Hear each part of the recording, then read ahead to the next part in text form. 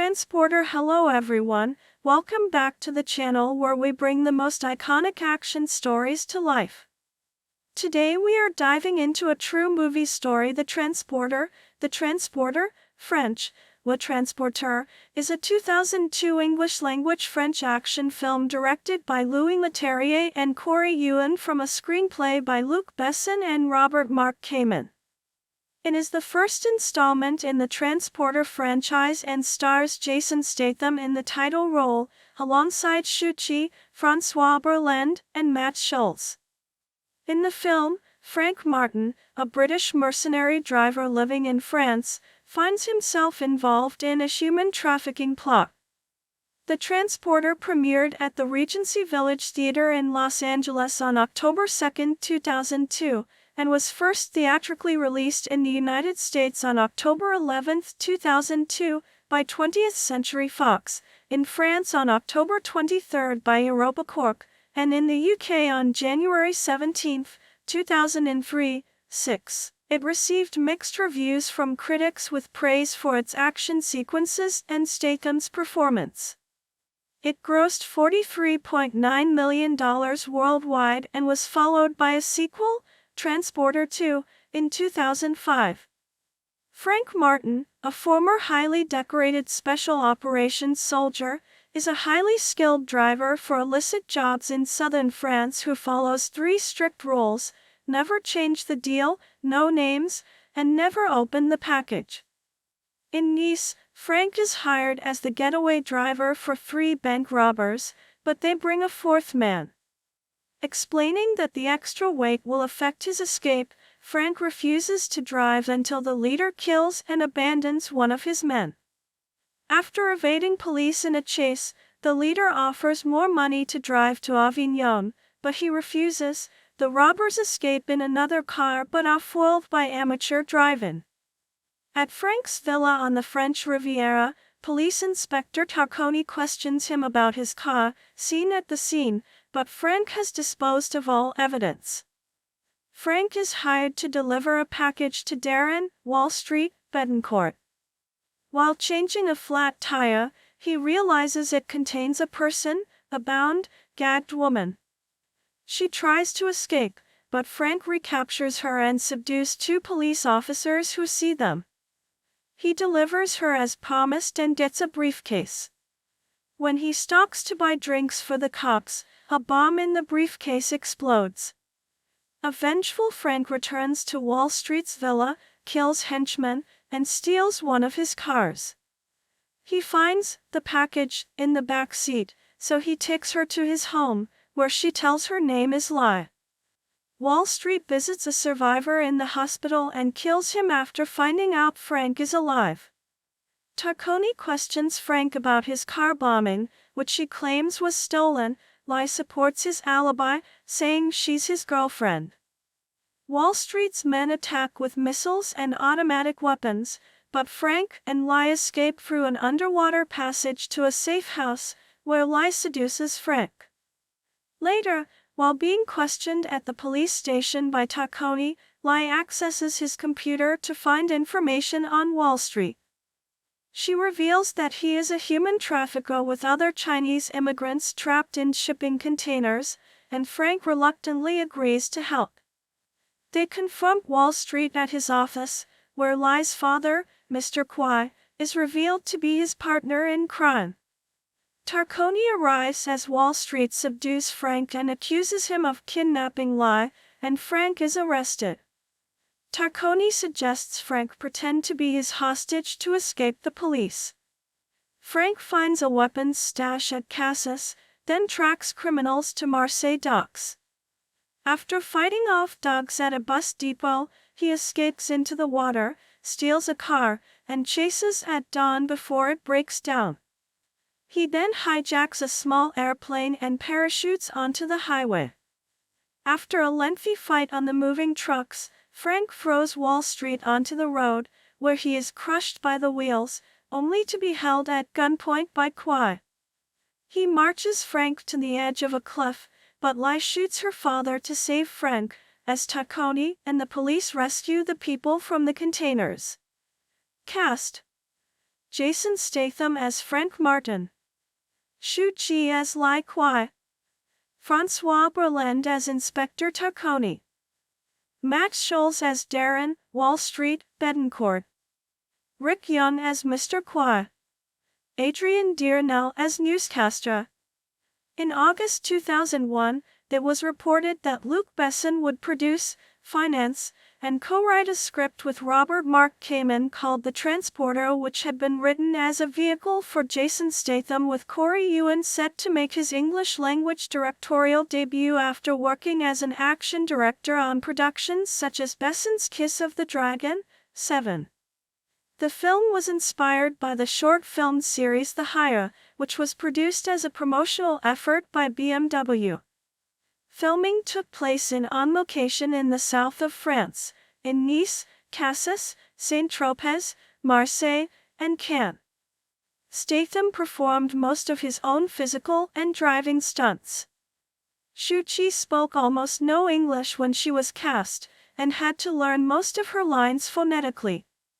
Director Louis Leterrier originally intended Martin to be date, however, this angle was dropped during filming, and a sex scene between Martin and Lai was added. 9. The Transporter premiered in 2,573 theaters.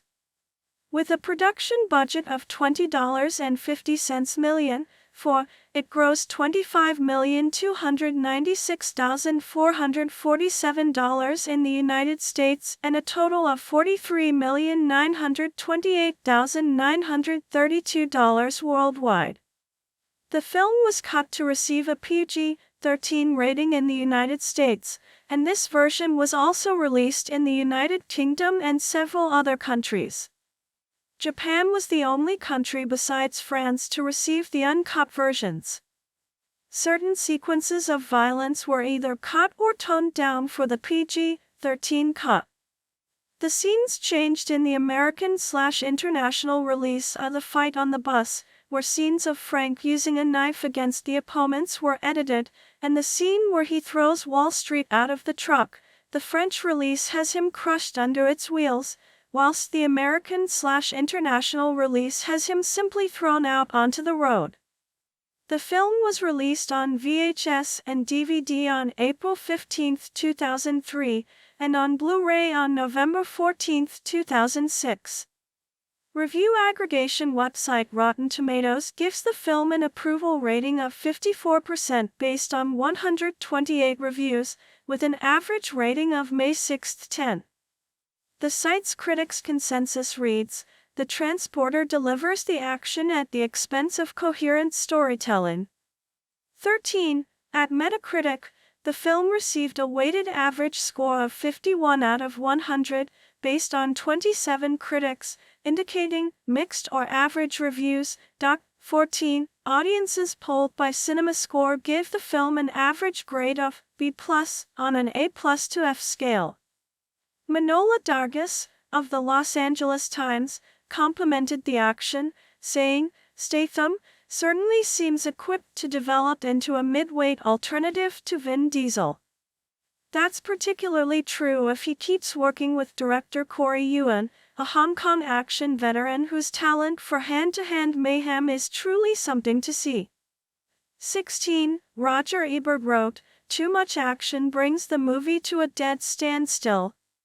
17. Eric Harrison, of the Houston Chronicle, said, "It's junk with a capital J. The sooner you realize that, the more quickly you can settle down to enjoying it." In the Journal of Film and Video, Leonard Soberson stated that the action film genre has been a subject of scholarly debate since the 1980s. 3. Soberson wrote that repeated traits of the genre include chase sequences, fights, shootouts, explosions, and stunt work, while other scholars asserted there were more underlying traits that define the genre. 3. David Bordwell in The Way Hollywood Tells It wrote that audiences are told that spectacle overrides narrative in action cinema, while Winston Dixon echoed that these films were typified by excessive spectacle as a desperate attempt to mask the lack of content.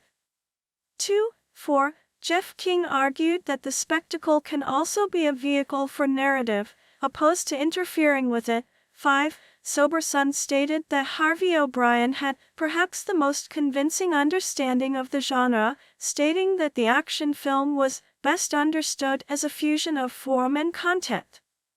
It represents the idea and ethic of action through a form in which action, agitation, and movement are paramount. 3.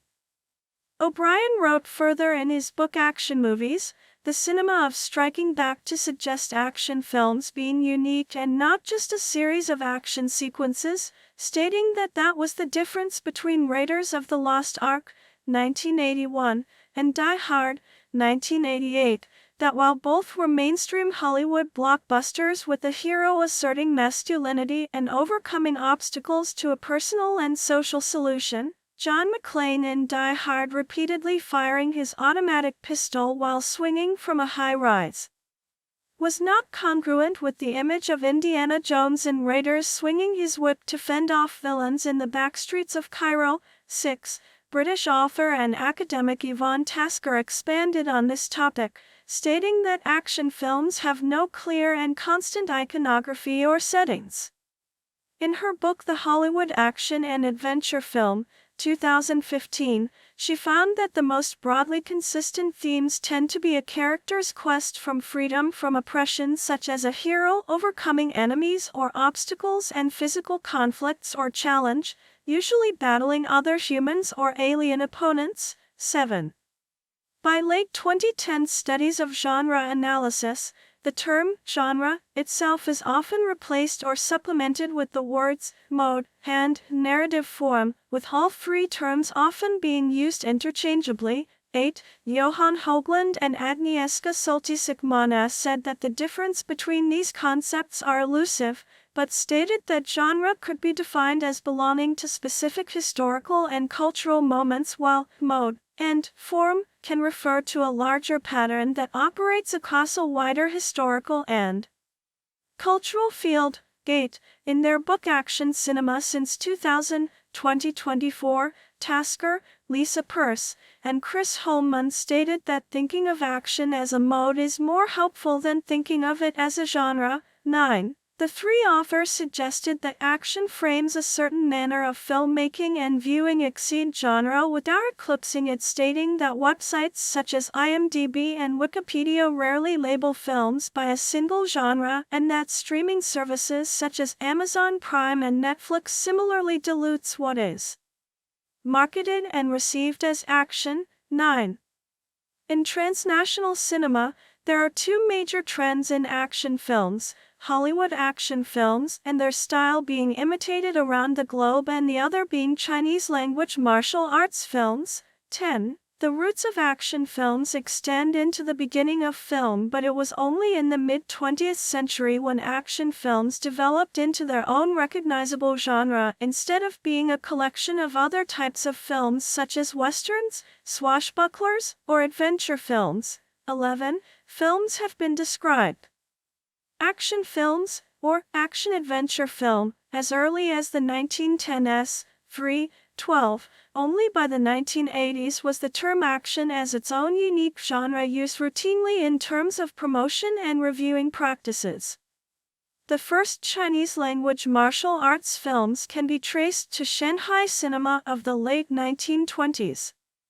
These films were popular during the period, which comprised almost 60% of the total Chinese films. Manfeng Yip stated that these films were rather tame by contemporary standards. 13. He wrote that they lacked the kind of dazzling action choreography as expected today and had crude and rudimentary special effects. 13. These films came under increasing attack by both government officials and cultural elites for their allegedly superstitious and anarchistic tendencies, leading them to be banned in 1932. It was not until the base of Chinese commercial filmmaking was relocated from Shanghai to Hong Kong in the late 1940s that martial arts cinema was revived. These films contained much of the characteristics of the previous era.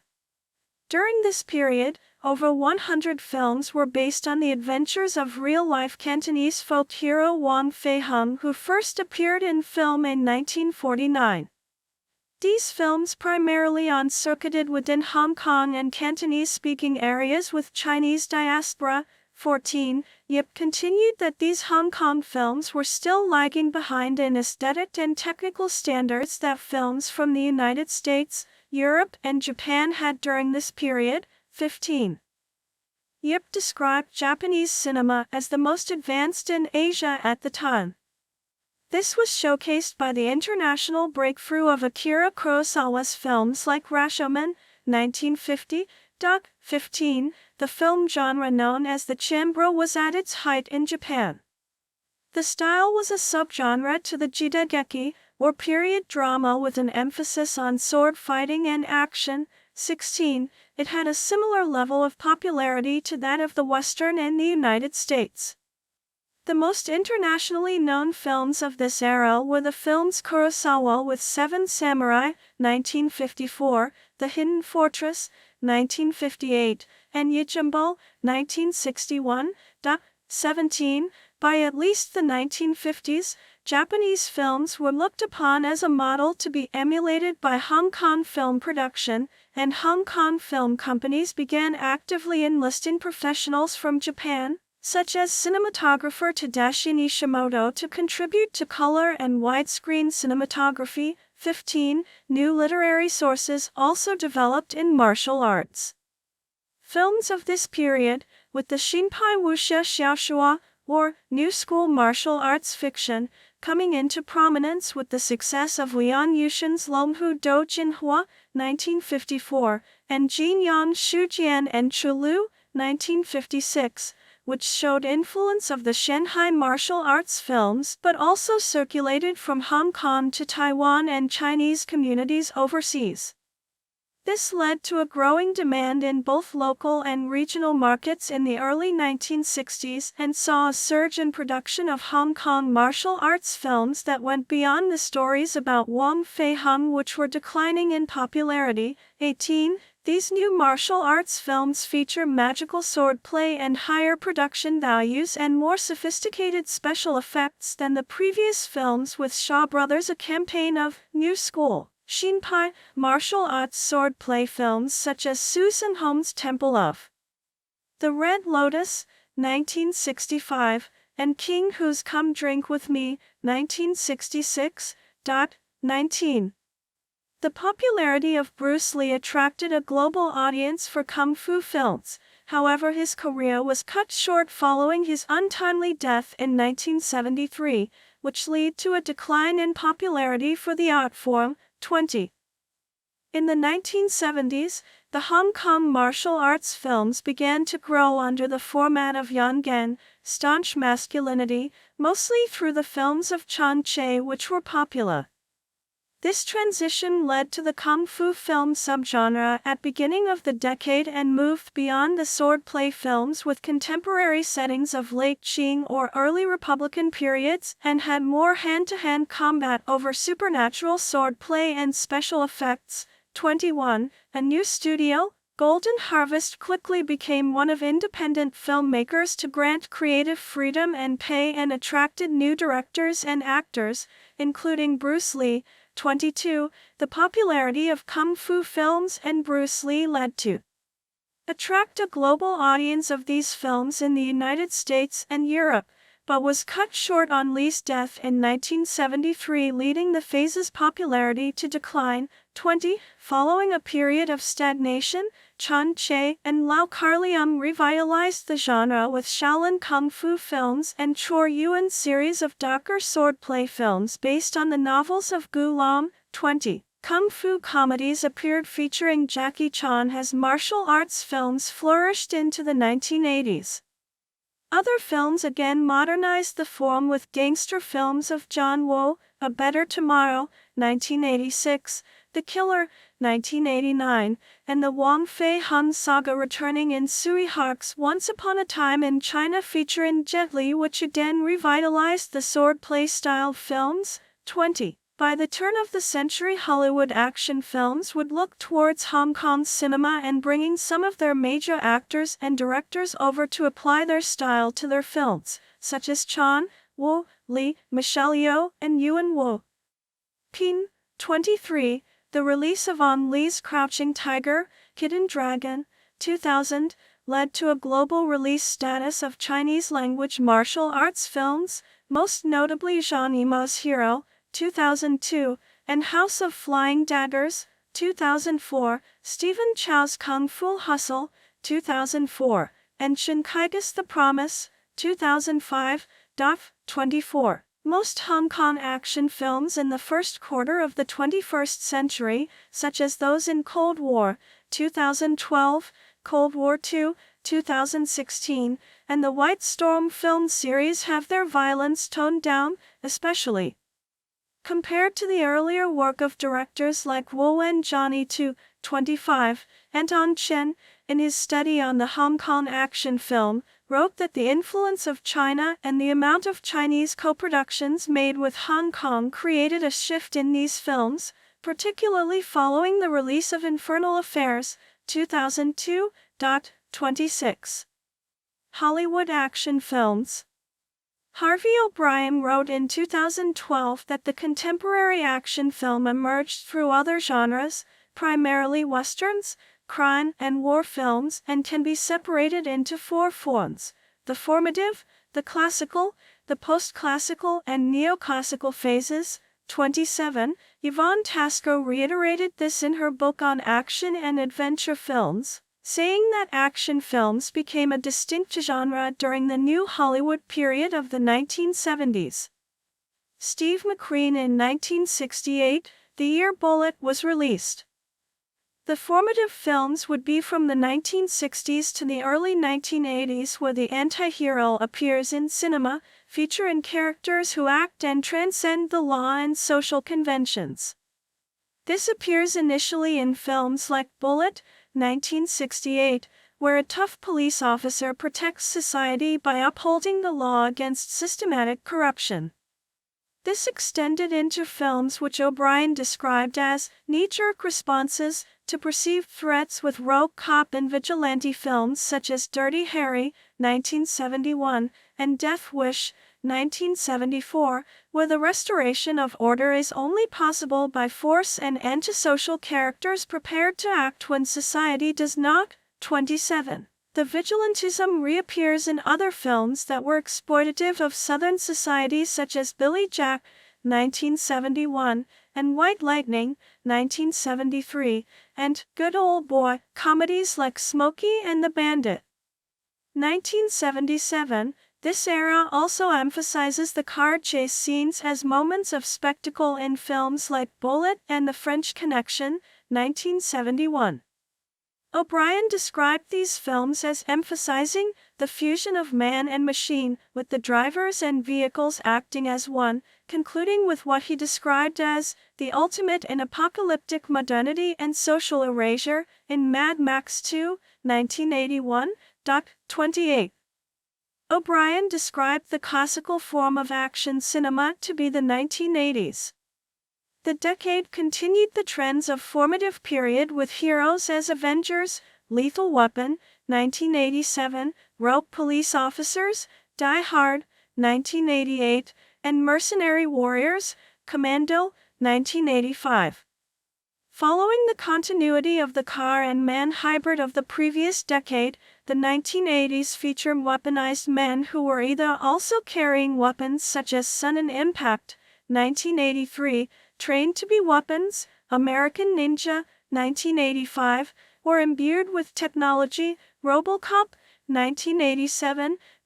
28. O'Brien noted that the formative trends at this point had become identifiably generic as film industries began to reproduce these films during the decade. Producers like Joel Silver and production companies like the Canon Group Incorporated began to formulate production of these films with both high and low budgets. 29. The action films of this era have roots in classical storytelling, specifically rooted from martial arts films and westerns, and are built around a three-act structure centered on survival, resistance, and revenge, with narratives where the physical body of the hero is tested, traumatized, and ultimately triumphant. 30. The third shift in action cinema, the post-classical, was defined by the predominance of Eastern cinema and its aesthetics, primarily the wirework of Hong Kong action cinema from the classical era, through the convention of the increasingly computer-generated effects. This saw the decline of overt masculinity in the action film, which corresponded with the end of the Cold War in 1991, while the rise of self-referential and parodies of this era grew in films like Last Action Hero, 1993.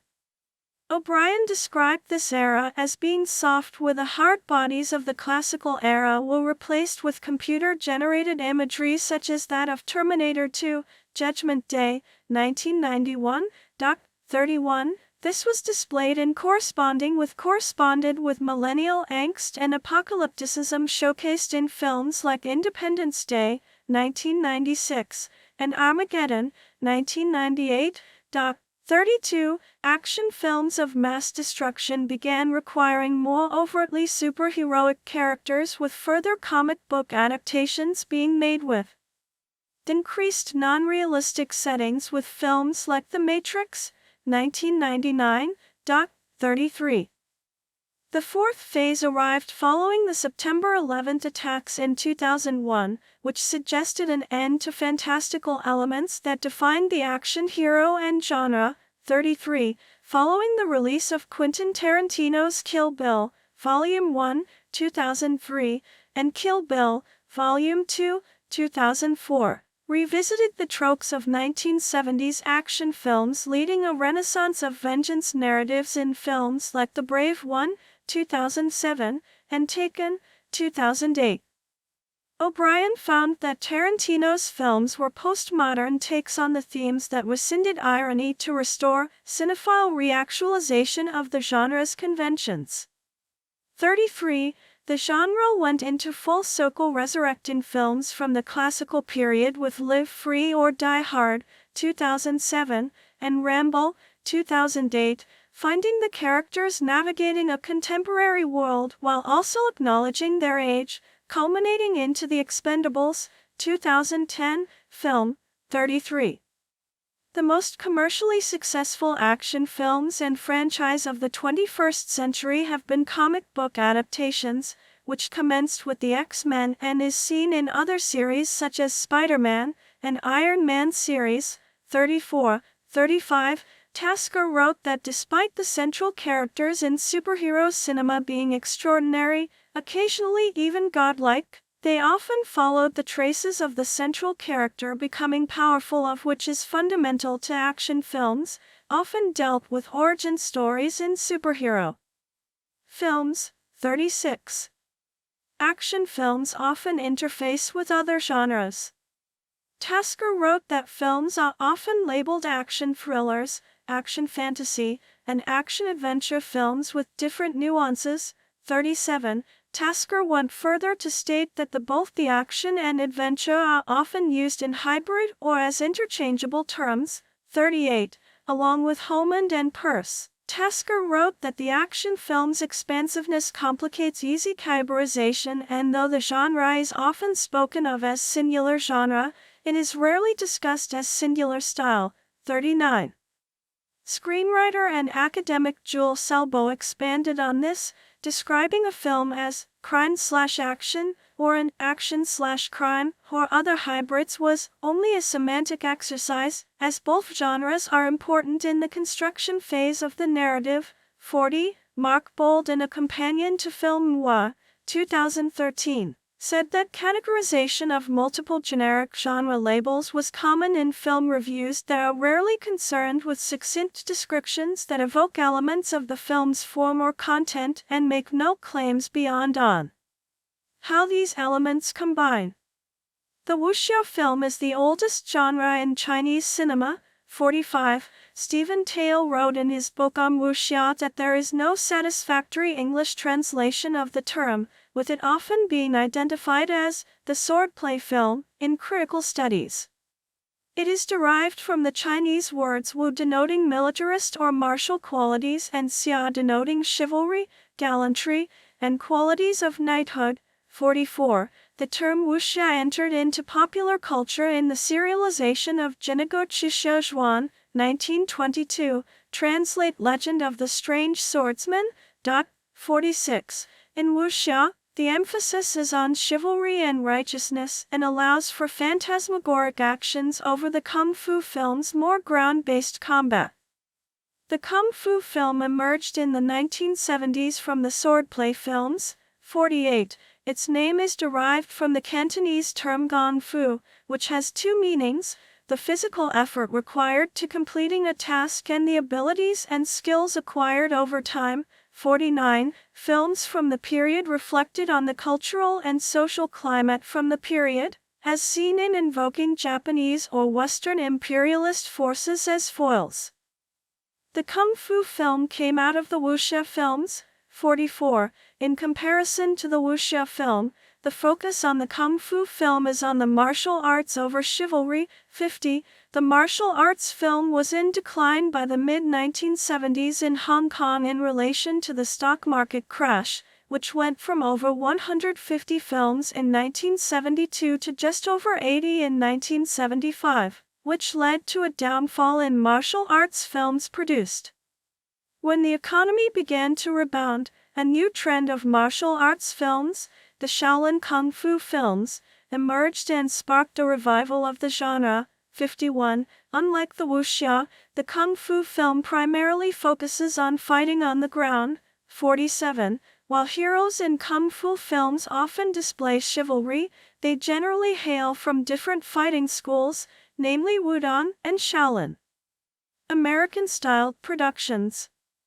American martial arts films feature what author M. Ray Lott described as a more realistic style of violence over the Hong Kong wuxia films with more realism and are often low-budget productions. 52. Martial arts began routinely appearing in fight scenes in American films in the 1960s with films such as The Born Losers, 1967, which was predominantly a drama, interspersed with martial arts scenes. 53. 54. American martial arts films predominantly came into production following the release of Enter the Dragon, 1973, with the only higher-budgeted American film to follow in its wake being The Yakuza, 1974. 55. 56. Lott noted the two films would lead to the two subsequent styles of martial arts films in the United States, with films like Enter the Dragon about people who reveled in combat, often in a tournament setting, and The Yakuza, which had several genres attached to it, but featured several martial arts sequences. 57. By the end of the 1970s, the style was an established genre in American cinema, often featuring tough heroic characters who would fight and not think about their actions until after a fight sequence. 58. In the 1980s, American martial arts films reflected the national move towards conservatism, reflected in films of Chuck Norris and other actors such as Sho Kosugi. 59. The genre would shift from theatrical releases towards the end of the decade with the rise of home video, the lower box office of American martial arts productions, and a significant portion of direct-to-video action films that first were made in the late 1980s in the United States were martial arts films. 55, 59, 60. Towards the end of the 1990s, production of low-budget martial arts films declined as no new stars in the genre developed and older actors such as Cynthia Rothrock and Steven Seagal started showing up in less and less films. 61, 62. Even internationally popular films like Crouching Tiger, Hidden Dragon, 2000, had negligible effects in American productions in either the direct-to-video field or in similarly low-budget theatrical releases such as Bulletproof Monk, 2003. 63. In the Chinese language, the term used for these films is Jinghunken, literally meaning hero films. 65, academic Like Wan Pang asserts that these gangster films appeared at a time when Hong Kong citizens felt particularly powerless with the handover of Hong Kong from the United Kingdom to China set for 1997. 67, the key directors of the genre were John Woo and Ringo Lam, and producer Sui Hark, with the starting point of the genre being traced to Woo's A Better Tomorrow, 1986, make a record breaking 34.7 million Hong Kong dollars at the Hong Kong box office. 68. The style of these films would influence American productions, such as Michael Bay's Bad Boys 2, 2003, and the Wachowskis' The Matrix, 1999. 68. Korean media recognized the more fatalistic and pessimistic tone of these films, leading to Korean journalists to label the style as Hong Kong noir. 69. The influence of these films was evident in early Korean films such as Kwon-taek's General's Son, 1990, and later films such Song Hae Son's A Better Tomorrow, 2010, Cold Eyes, 2013, and New World, 2013. Anglophone action film scholarship has tended to emphasize bigger-budget American action films, with academics tending to find films that fall out of Hollywood productions as not quite fitting definitions of the genre. By 2024, many national and regional industries were known for action films.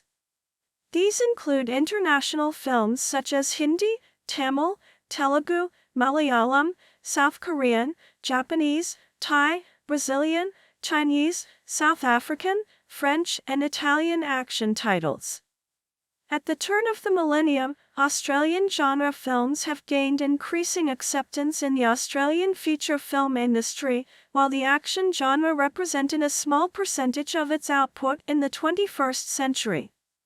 Scholars of Australian genre film generally used the term action-adventure, which allows them to apply it to various forms of narrative such as tongue-in-cheek heroic posture stories like Crocodile Dundee, 1986, road movies or bush/outback films. 74.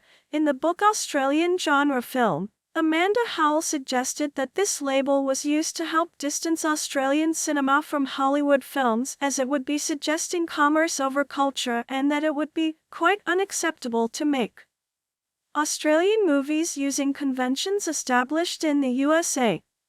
74. Howell stated this to be the case with action films of the 1970s and 1980s, with Brian Trenchard Smith's Turkey Shoot, 1982, being the most notorious.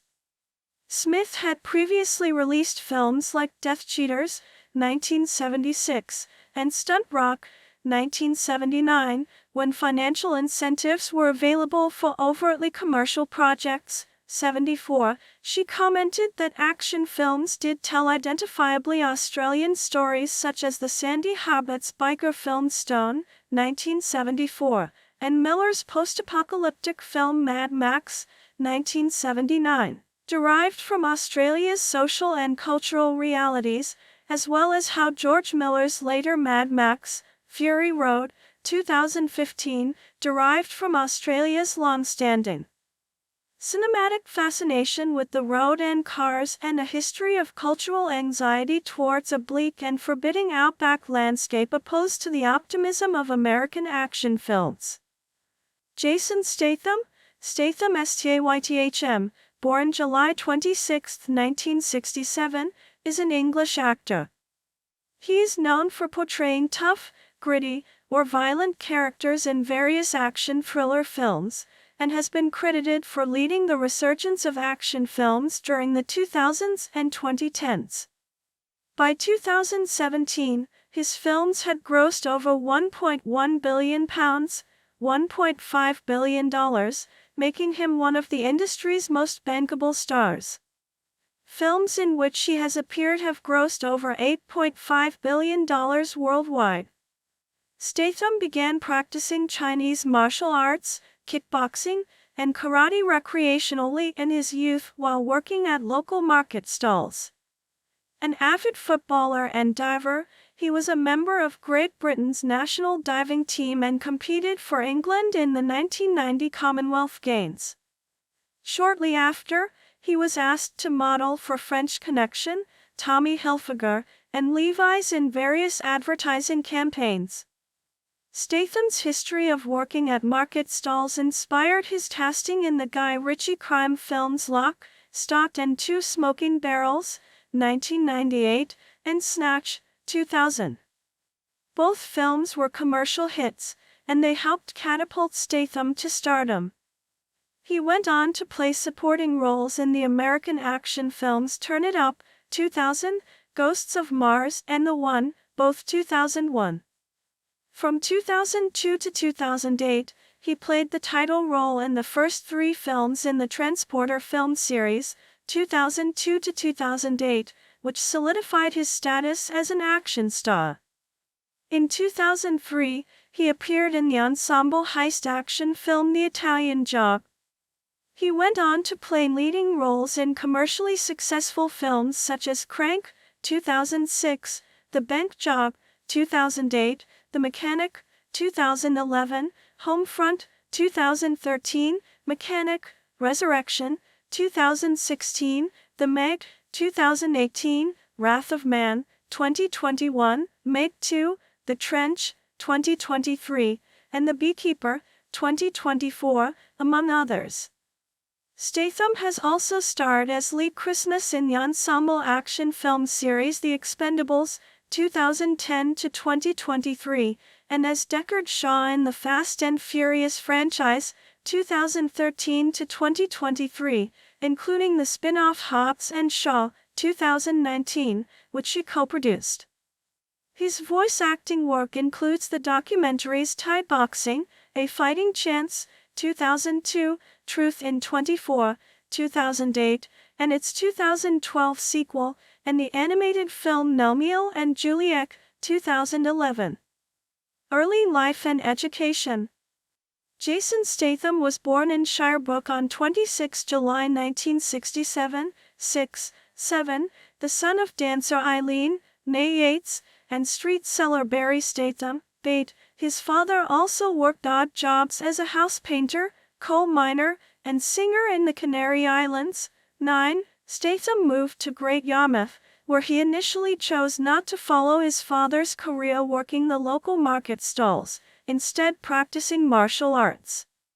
He grew up alongside football player Vinnie Jones, with whom he would later act. Jones introduced him to football, and Statham went on to play for the local grammar school, which he attended from 1978 to 1983. He was also passionate about diving, practicing daily to perfect his techniques. He was a member of Great Britain's national swimming squad for 12 years, 11, 12, and competed for England at the 1990 Commonwealth Games in the 10-meter, 3-meter, and 1-meter events, coming 10th, 11th, and 8th respectively. He said in a 2003 interview that his time with the national squad was a great experience that taught him discipline, focus, and certainly out of trouble. Statham was spotted by the sports modeling agency Sports Promotions while training at London's Crystal Palace National Sports Centre.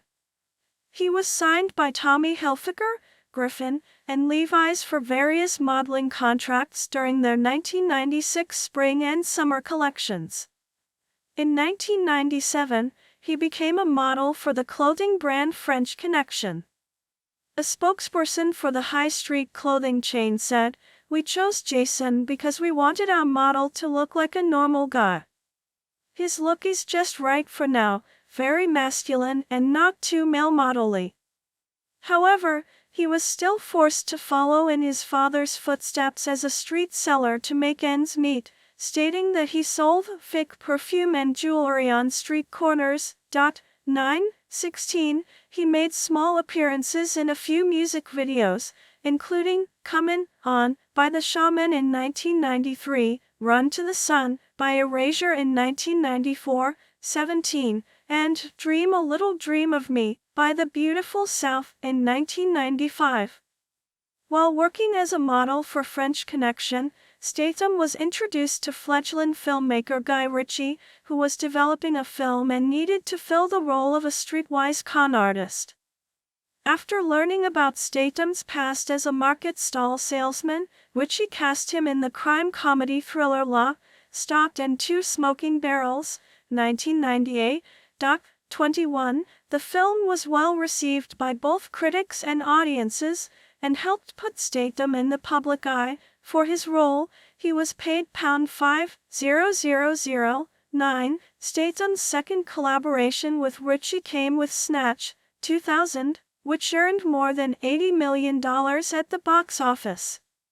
For his role in Snatch, he was paid £15,000,9. He was then able to break into Hollywood and appeared in two films in 2001, the science fiction action horror film Ghosts of Mars and the science fiction martial arts action film The One.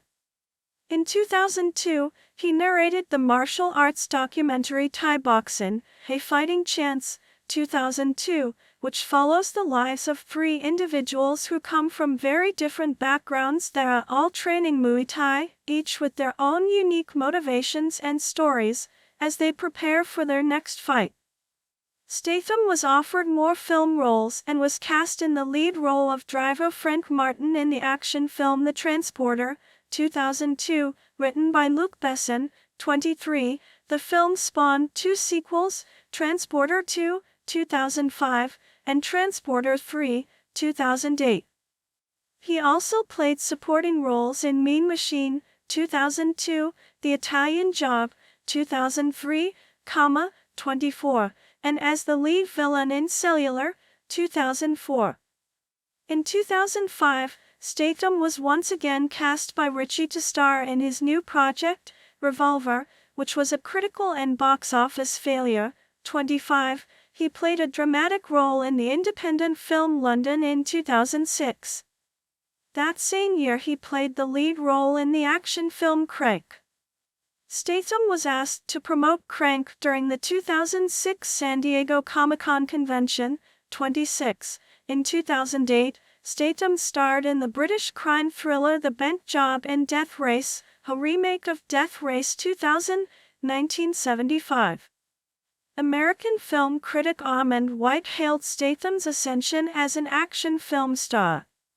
On the occasion of Death Race, White championed Statham's best track record of any contemporary movie star. 27. Later in 2008, White praised Statham's Transporter 3 as a great example of kinetic pop art.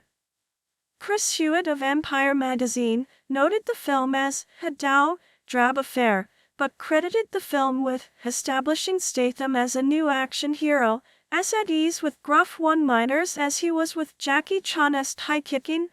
28. In 2009, Statham started to develop a new movie written by David Peoples and Janet Peoples. Statham stated, "We've got a movie we're trying to do, written by David Peoples and Janet Peoples, in the vein of an old film, The Treasure of the Sierra Madre. It's not a remake or anything, but it's a little bit like that, about relationships and how greed contaminates the relationships these three people have." The working title is The Grabbers. 29. He reprised his role as Chev Kelios in the 2009 sequel Crank, High Voltage. 30. In 2010, Statham appeared alongside fellow action stars Sylvester Stallone, Jet Li, Dolph Lundgren, and Mickey Rourke, among others, in the ensemble action film The Expendables. Statham plays Lee Christmas, a former SAS soldier and expert at close-quarters combat using knives. 31. The film was commercially successful, opening at number 1 at the box office in the United States, the United Kingdom, China, and India, and grossed a total of $274 million worldwide. 32. In his first film of 2011, Statham starred in the remake of the 1972 Charles Bronson film The Mechanic as Arthur Bishop. A theatrical trailer depicting Statham's character shooting a man's head off was banned from circulation by the Advertising Standards Authority for showing excessive violence. 33. His role in The Mechanic was positively reviewed by the critics both in the United States and the United Kingdom. The Guardian praised his performance as possessing a now customary efficiency in attaining an entertaining hitman thriller. 34. The New York Times noted Statham as sleek as a bullet, and the film a more powerful recharge of the original. 35. UK newspaper The Daily Telegraph hailed Statham as England's best export to action movies in just about forever, a businesslike brute with gentlemanly soul. 36. He returned to British film by starring in the police drama Blitz as Detective Sergeant Tom Brandt. The film received mixed reviews, with Kath Clake of The Guardian reviewing it as not half bad and oddly entertaining. 37. He was then cast in the action film Killer Elite. The film was based on real events, which were the subject of Sir Ranulph Fiennes' novel The Feather Men. Statham played an assassin named Danny who comes out of retirement to save an old friend, played by Robert De Niro. 38. The film grossed returned a negative budget and was panned by the critics. 39. In August 2011, he began filming Pucker for director Taylor Hackford. The film was released in January 2013. Statham played Pucker, the criminal anti-hero previously played by Mel Gibson in 1999's Payback and by Lee Marvin in 1967's Point Blank, though their characters were given different surnames. 40. Hey, oh, Scott of the New York Times said of the actor in the film, Statham, who seems to be made entirely of muscle and scar tissue, is comfortable with his limitations as an actor. His Parker, in any case, is more of an axiom than a fully rounded human being. 41. A 2012 BBC News report estimated that his 10-year film career to date, 2002 to 2012, yielded over $1 billion in the box office, making him one of the industry's most bankable stars. 3. He was signed on to reprise his role as Lee Christmas in The Expendables 2 in 2012. Statham, Center, at the 2014 Cannes Film Festival. In 2013, Statham had a cameo appearance at the end of Fast and Furious 6 as the brother of the film's antagonist Owen Shaw, Luke Evans. 43. He reprised the character, this time as the main antagonist, in Furious 7, which was released in April 2015. 44, 45, 46. He also starred opposite James Franco in the thriller Homefront, written by Sylvester Stallone. 47, and headlined the British thriller Hummingbird. The latter film was praised by critics for pushing Statham's acting abilities to new heights. His attempt to develop his brand by trying more adventurous parts, noted by The Guardian's Mark Kermode, broadened his dramatic palette. 48, 49. Statham made a cameo in the 2014 music video Summer of Calvin Harris as one of the car racers. In 2014, he returned as Lee Christmas in The Expendables 3. Although critically panned, 50, the film would go on to gross $215 million against a $90 million budget.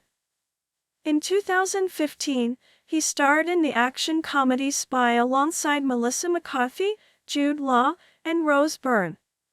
The film, a commercial success, was particularly praised for showcasing Statham's comedic side in contrast to his more serious roles.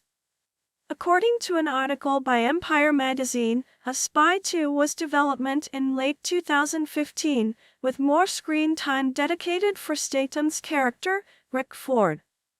He was nominated for the Critics' Choice Award for Best Actor in a Comedy for his role in Spy.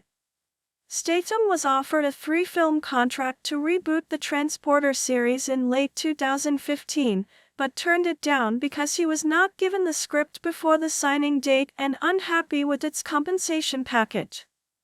According to an article by The Guardian, Statham expressed interest in playing James Bond in the upcoming Spectre film. Its author, Steve Rose, noted that there was no doubt Statham can walk the Bond walk.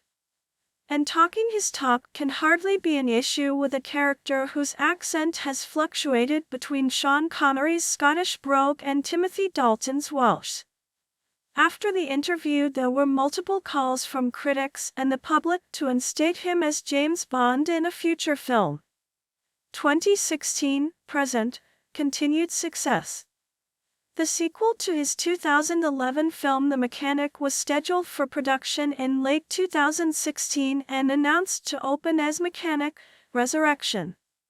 The film went on to become highly commercially successful in international film markets, grossing $109.4 million worldwide, 64.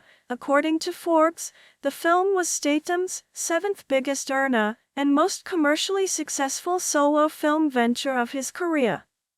In February 2017, he starred alongside Gal Gadot in a 30-second Super Bowl advertisement for Wix.com during Super Bowl 51. CNET reported that the advertisement reached 22 million user impressions, 66. Statham was asked to rejoin the Fast and Furious franchise once more in 2016.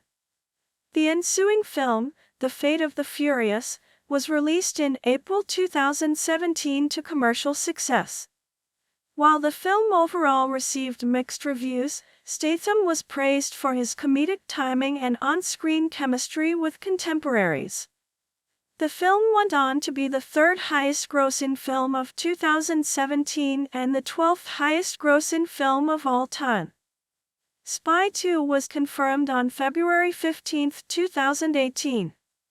But later in 2018, Feig explained that although a sequel to Spy could still happen, there hasn't been any interest from the studio in the project. Statham played the lead, former naval captain Jomas Taylor, in the 2018 action horror film The Meg, which was released on August 10. The film would go on to gross $527.8 million worldwide, becoming the highest-grossing U.S.-Chinese co-production of all time. In 2019, Statham reprised his role as Deckard Shaw again in Fast and Furious Presents: Hobbs and Shaw, a spin-off of the Fast and Furious franchise focusing on his and Dwayne Johnson's characters.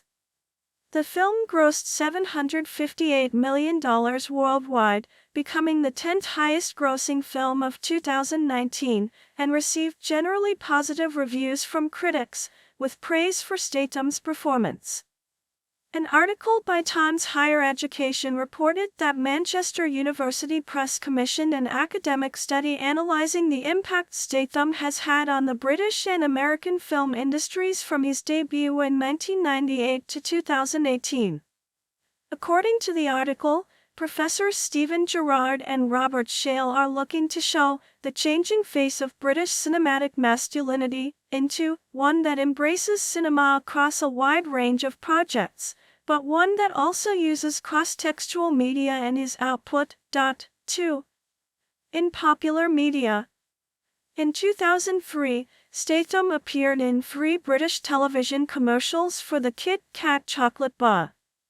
Described as a break philosopher, he philosophized about salmon swimming upstream, a Mexican fisherman, and the relative speeds and ages of animals, before ending with a reminder that taking a break, alluding to the Kit Kat slogan, is an important part of life. Citation needed.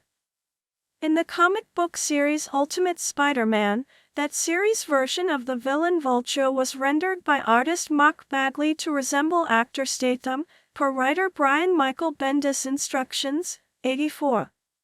In a 2013 interview with Vanity Fair, Statham advocated for stunt performers to be given their own category at the Academy Awards. All of the stunt men, these are the unsung heroes. They really are. Nobody is giving them any credibility. They're risking their necks. And then you've got Ponzi actors pretending like they're doing the stunts. 82. In 2014, Statham was inducted into the International Sports Hall of Fame. Wushu literally means martial art. It is formed from the two Chinese characters, wu, meaning martial or military, and war, shu, which translates into art, discipline, skill, or method. The term wushu has also become the name for the modern sport of wushu, an exhibition and full-contact sport of barehanded and weapon forms, adapted and judged to a set of aesthetic criteria for points developed since 1949 in the People's Republic of China. 2. 3. Chuanfa is another Chinese term for Chinese martial arts. It means fist method or the law of the fist. Chuan means boxing or fist, and fa means law, way, or method, although as a compound term it usually translates as boxing or fighting technique. The name of the Japanese martial art Kempo is represented by the same Hanzi characters. History. The genesis of Chinese martial arts has been attributed to the need for self-defense, hunting techniques, and military training in ancient China. Hand-to-hand combat and weapons practice were important in training ancient Chinese soldiers. 4. 5.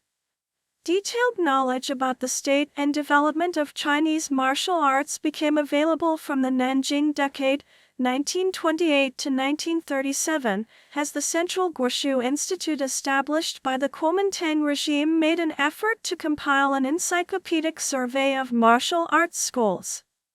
Since the 1950s, the People's Republic of China has organized Chinese martial arts as an exhibition and full-contact sport under the heading of Wushu. According to legend, Chinese martial arts originated before the semi-mythical Xia dynasty over 4,000 years ago. It is said that the Yellow Emperor, Huangdi, who ascended to power in 2698 BC, introduced the earliest fighting systems to China. The emperor is renowned as a great general who, prior to becoming China's leader, authored extensive treatises on medicine, astrology, and the martial arts. One of his primary adversaries was Qiyu, credited as the progenitor of Jiao Di, a precursor to modern Chinese wrestling. The earliest references to Chinese martial arts are found in the Spring and Autumn Annals, 5th century BC, 6, where a hand-to-hand combat theory, one that integrates notions of hard and soft techniques, is mentioned. 7. A combat wrestling system called Jiuli or Jiaoli is mentioned in the Classic of Rites. 8. This combat system included techniques such as strikes, throws, joint manipulation, and pressure point attacks. Jiao Di became a sport during the Qin dynasty, 221 to 207 BC. The Han history bibliographies record that, by the former Han, 206 BC, 8 AD, there was a distinction between no-holds-barred weaponless fighting, which it calls shobwa, for which training manuals had already been written, and sportive wrestling, then known as Jiuli. Wrestling is also documented in the Shiji, Records of the Grand Historian, written by Sima Qian, ca. 100 BC. In the Tang dynasty, descriptions of sword dances were immortalized in poems by Li Bai. In the Song and Yuan dynasties, Xianpu, contests were sponsored by the imperial courts. The modern concepts of wushu were fully developed by the Ming and Qing dynasties.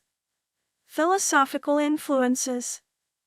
The ideas associated with Chinese martial arts changed with the evolution of Chinese society and over time acquired some philosophical basis. Passages in the Zhuangzi, a Taoist text, pertain to the psychology and practice of martial arts. Zhuangzi, its eponymous author, is believed to have lived in the 4th century BC. The Tao Te Ching, often credited to Laozi, is another Taoist text that contains principles applicable to martial arts. According to one of the classic texts of Confucianism, zhouli, archery, and charioteering were part of the 6 arts, simplified Chinese, traditional Chinese, pinyin, liuyi, including rites, music, calligraphy, and mathematics, of the Zhou dynasty, 1122 to 256 BC. The art of war, simplified Chinese, traditional Chinese, pinyin, Suanzi Binfa, written during the 6th century BC by Sun Tzu, simplified Chinese, traditional Chinese, pinyin, Suanzi, deals directly with military warfare but contains ideas that are used in the Chinese martial arts. Citation needed. Taoist practitioners have been practicing Daoyin, physical exercises similar to Qigong that was one of the progenitors to Tai Chi, from as early as 500 BC. 11. In 39 to 92 AD, 6 chapters of hand fighting were included in the Han Shu, History of the Former Han Dynasty, written by Ban Gu. Also, the noted physician, Hua Chua, composed the 5 Animals Play, Tiger, Deer, Monkey, Bear, and Bird, around 208 AD. 12. Taoist philosophy and their approach to health and exercise have influenced the Chinese martial arts to a certain extent. Direct reference to Taoist concepts can be found in such styles as the Eight Immortals, which uses fighting techniques attributed to the characteristics of each immortal. 13. Southern and Northern dynasties, 420 to 589 AD. Shaolin Temple established. In 495 AD, the first Shaolin Temple was constructed on Song Mountain in Henan Province. The initial Buddhist monk who propagated Buddhism there was an Indian monk named Buddhabhadra, known as Batawa in Chinese. Historical records suggest that Batawa's first Chinese disciples, Huiguan and Sincho, possessed exceptional martial skills. For instance, Sincho's proficiency with the tin staff is documented in the Chinese Buddhist canon. Following Buddhabhadra, another Indian monk named Bodhidharma, also known as Damo in Chinese, arrived at Shaolin in 527 AD. His Chinese disciple, Haik, was likewise a highly skilled martial artist. There are indications that these first 3 Chinese Shaolin monks, Huiguan, Sincho, and Haik, may have had a military background prior to embracing monastic life. Citation needed.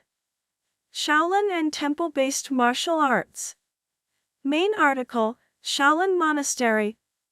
Mural at Shaolin Temple from 1830s depicting forearm strikes and reverse kicks.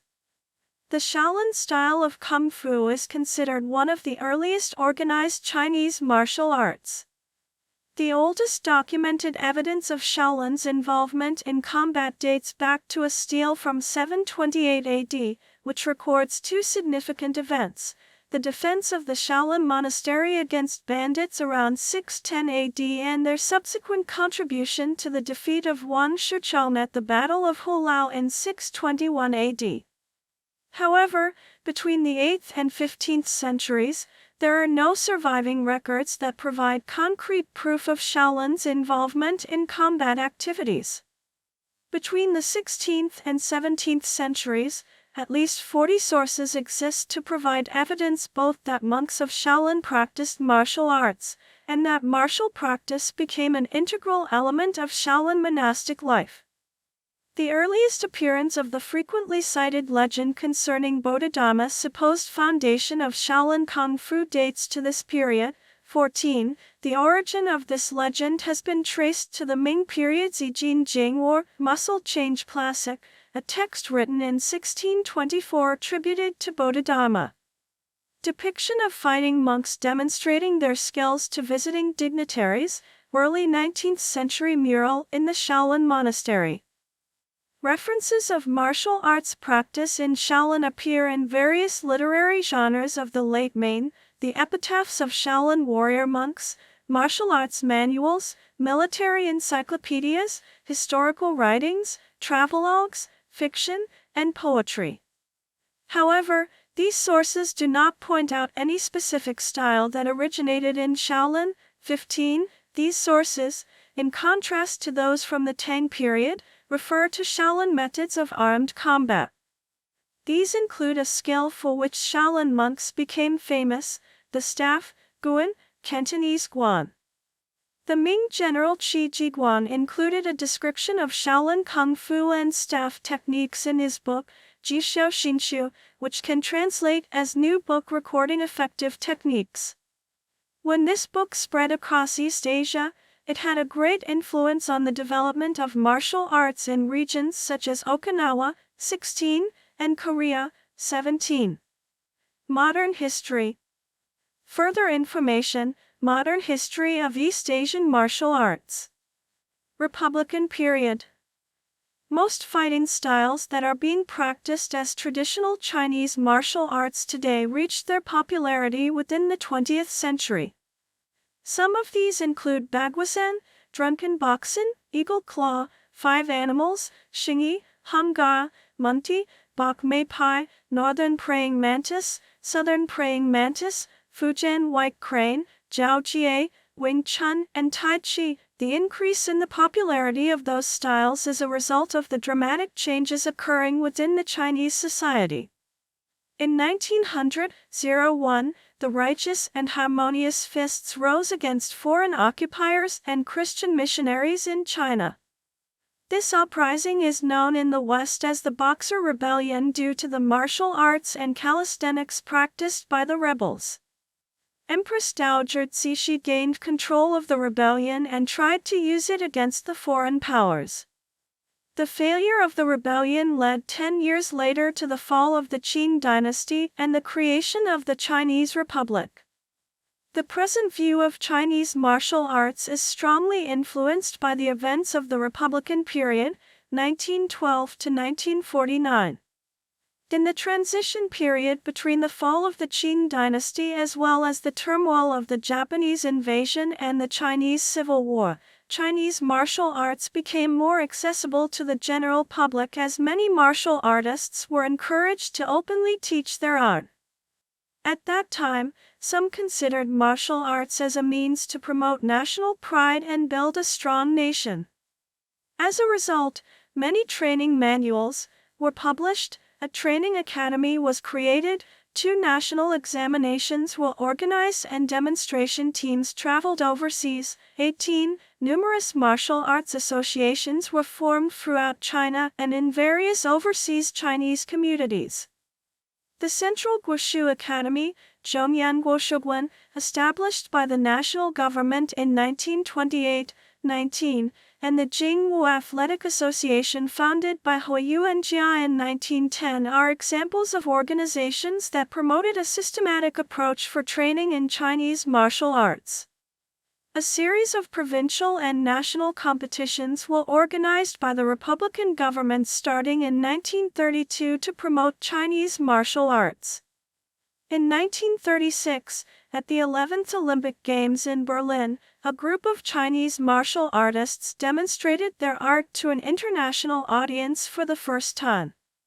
The term Guoshu, or Guoshu, meaning national art, rather than the colloquial term Gongfu, was introduced by the Kuomintang in an effort to more closely associate Chinese martial arts with national pride rather than individual accomplishment.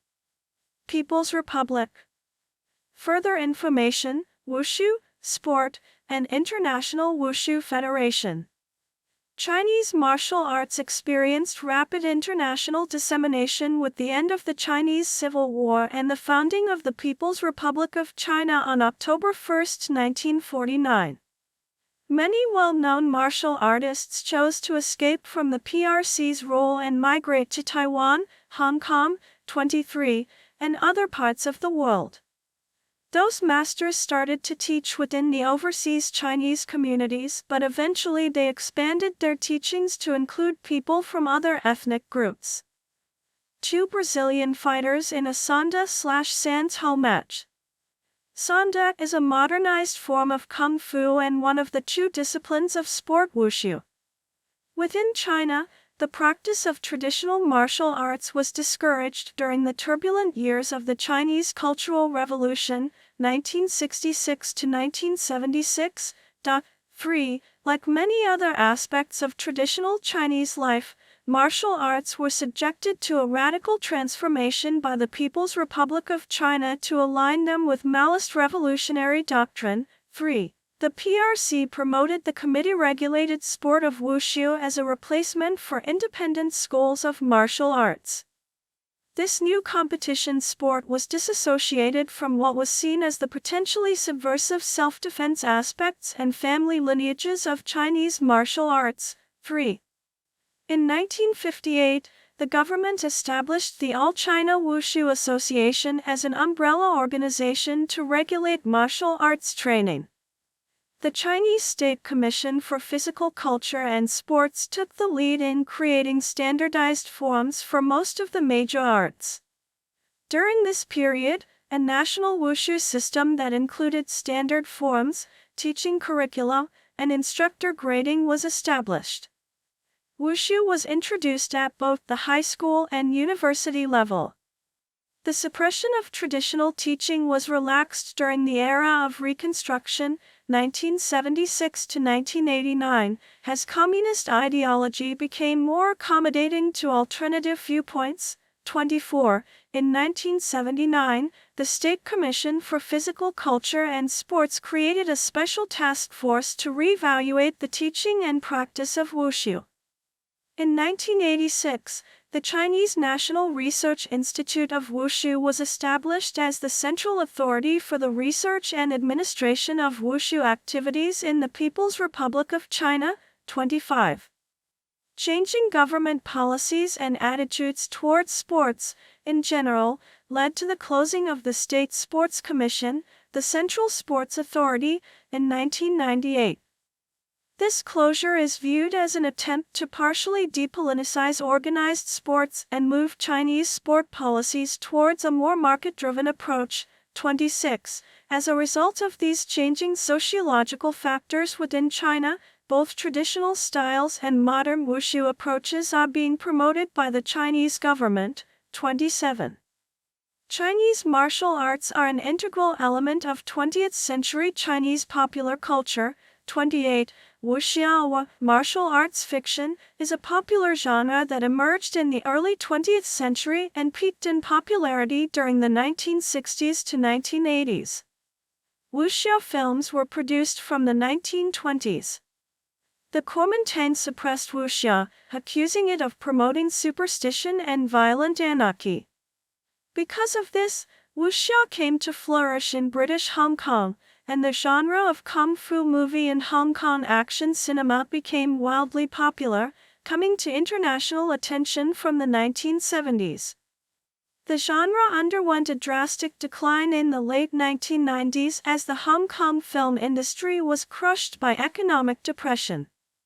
In the wake of Ang Lee's Crouching Tiger, Hidden Dragon, 2000, there has been somewhat of a revival of Chinese-produced wuxia films aimed at an international audience, including Zhang Yimou's Hero, 2002, House of Flying Daggers, 2004, and Curse of the Golden Flower, 2006, as well as Su Chaopin and John Woo's Reign of Assassins, 2010.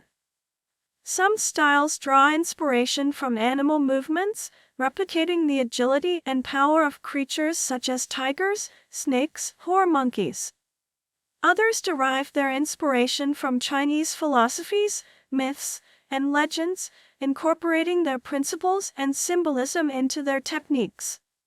Certain styles place significant emphasis on harnessing and manipulating qi, while others prioritize competitive aspects, focusing on sparring and tournaments. Chinese martial arts can be split into various categories to differentiate them. For example, external and internal Chinese martial arts can also be categorized by location, as in northern and southern as well, referring to what part of China the styles originated from, separated by the Yangtze River. Chinese martial arts may even be classified according to their province or city. 18. The main perceived difference between northern and southern styles is that the northern styles tend to emphasize fast and powerful kicks, high jumps, and generally fluid and rapid movement, while the southern styles focus more on strong arm and hand techniques, and stable, immovable stances and fast footwork. Examples of the northern styles include Chongquan and Xindiaquan.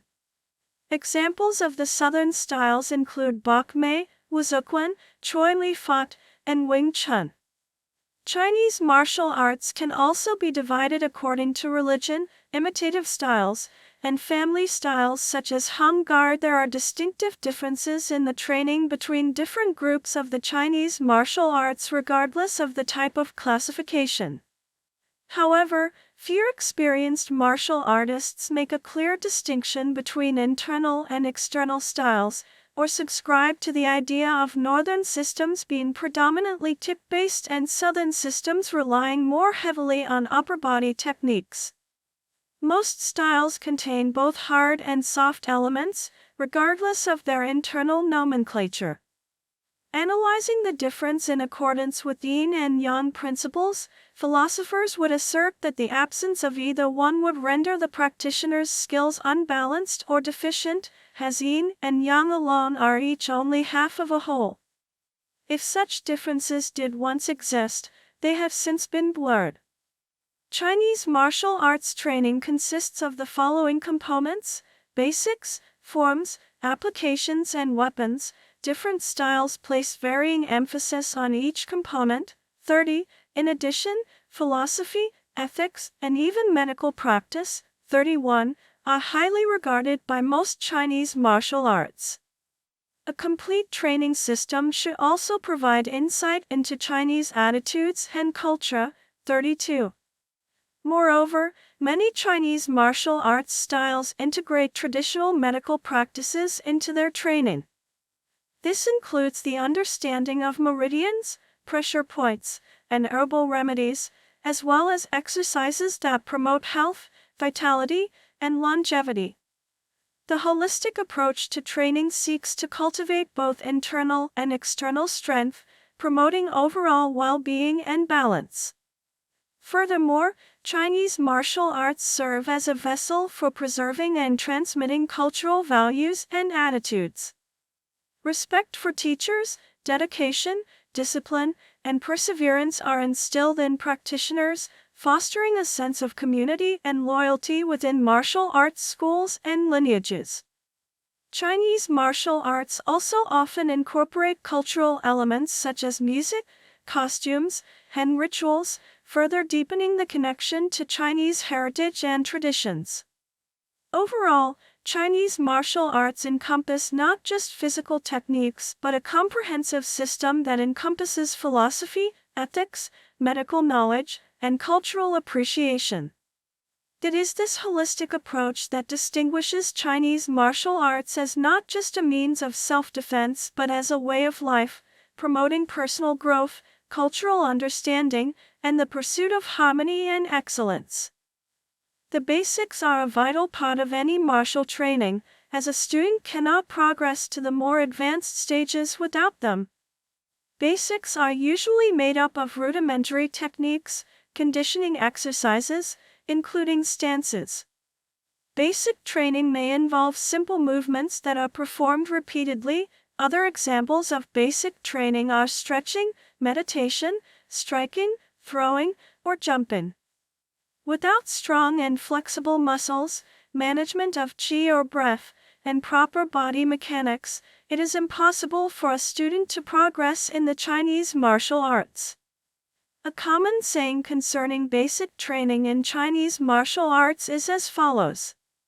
In many Chinese martial arts, meditation is considered to be an important component of basic training. Meditation can be used to develop focus, mental clarity, and can act as a basis for Qigong training. 38, 39. Through meditation, martial arts practitioners learn to regulate their breath, relax their bodies, and enter a state of deep focus. This kind of concentration helps them to stay present in their movements and techniques, enhancing their responsiveness and physical coordination. Meditation also cultivates the ability for introspection, enabling practitioners to become more keenly aware of their bodily sensations, energy flow, and inner state. Meditation is also closely related to Qigong. Through the concentration and adjustments achieved through meditation, martial arts practitioners can better perceive and direct the internal energy, known as Qi in Qigong. They learn to manipulate the flow of Qi through deep breathing and visualization exercises to promote bodily balance, harmony, and health.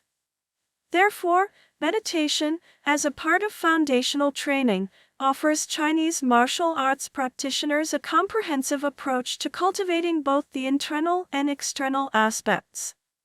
It assists them in developing various aspects of their body, energy, and mind, thereby enhancing their technical skills.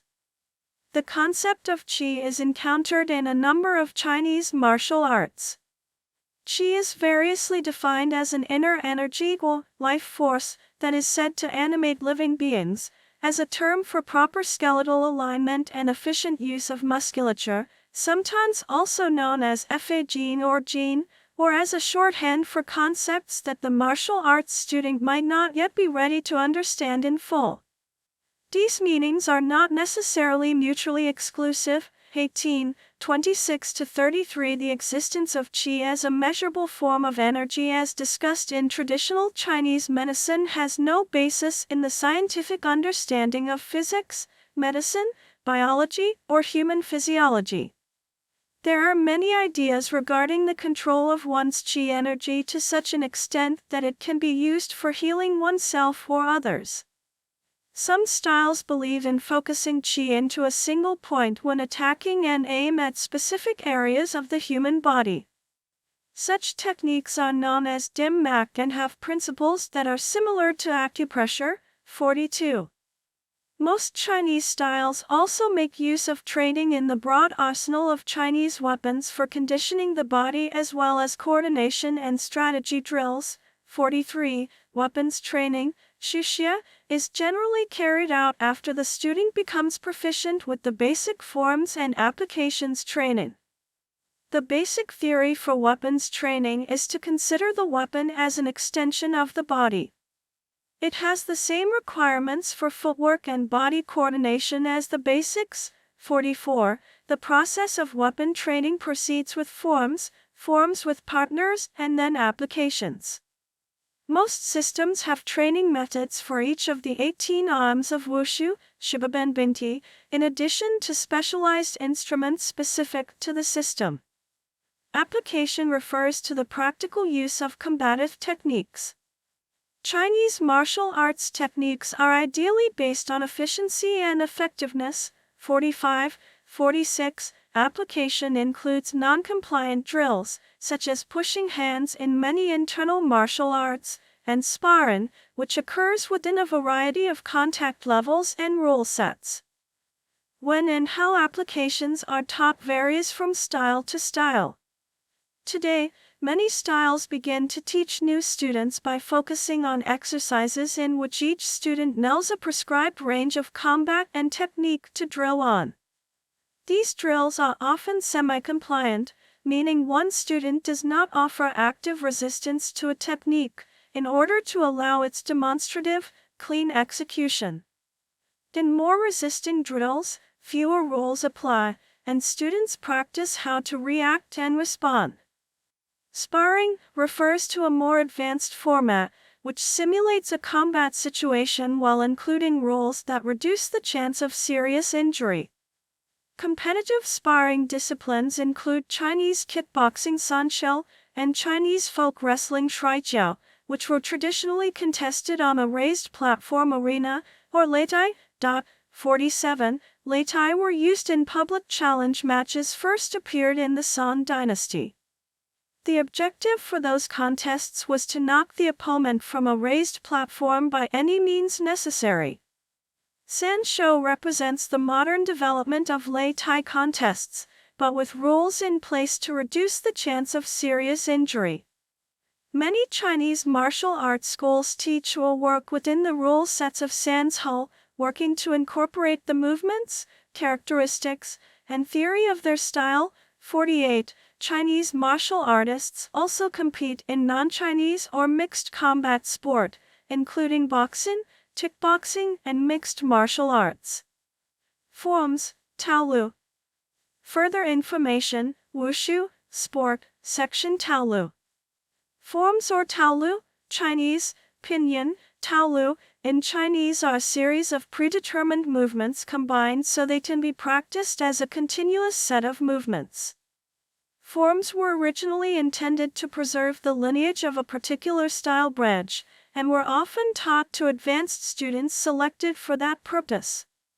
Forms contained both literal, representative, and exercise-oriented forms of applicable techniques that students could extract, test, and train in for sparring sessions. 49.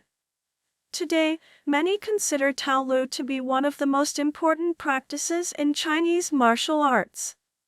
Traditionally, they played a smaller role in training for combat application and took a backseat to sparring, drilling, and conditioning.